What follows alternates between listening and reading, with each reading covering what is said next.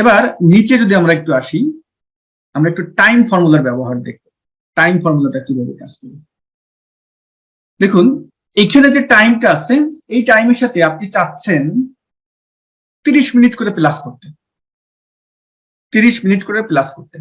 আমরা equal to দিলাম, এই টাইমকে সিলেক্ট করলাম, প্লাস দিলাম 30, কিন্তু সরি 30 কই, 30 না দিয়ে কত দিছি, 30 দিয়ে ইন্টার দিলাম।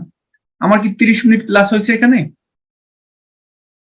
হয়নি, 30 মিনিট কিন্তু প্লাস হয়নি, কারণ আমার এখানে তো বুঝাইতে হবে যে এটা মিনিট।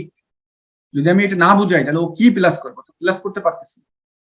এই জন্য আমাদের যেটা করতে হবে, এখানে আসবেন ইকুয়াল টু, যেহেতু এটার সাথে প্লাস করবো, আগে এইটাকে কল করি, প্লাস টিআইএম, টাইম, টাইমকে কল করেন। এখানে কিন্তু ঘন্টা, minute, second, hour, minute, second কিন্তু দেওয়া আছে। আমরা এখন কি এখানে প্লাস করব?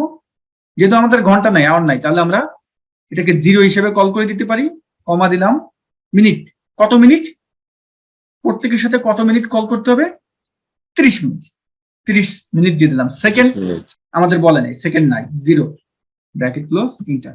দেখুন প্রত্যেকটার সাথে কিন্তু আমার 30 মিনিট যোগ হয়ে গেল। আমাকে যদি এখন ঘন্টা বলে যে তোমার প্রত্যেকটার সাথে 5 ঘন্টা করে প্লাস করো, তাহলে কি করব? এই টাইমের এখানে এসে জাস্ট ঘন্টার জায়গায় 5 দিয়ে দিলাম, আর মিনিটের জায়গায় যদি মিনিট থাকলো থাকলো, সেকেন্ড থাকলে থাকলো, আপনি কল করবেন, না থাকলে না, 0 দিয়ে ইন্টার দিয়ে দিন। দেখুন 5 ঘন্টা করে কিন্তু প্রত্যেকটার সাথে প্লাস হয়ে গেছে, এবং কোনটা পিএম কোনটা এএম ও কিন্তু সুন্দরভাবে সেটাও ধরে ফেলতে পারছে।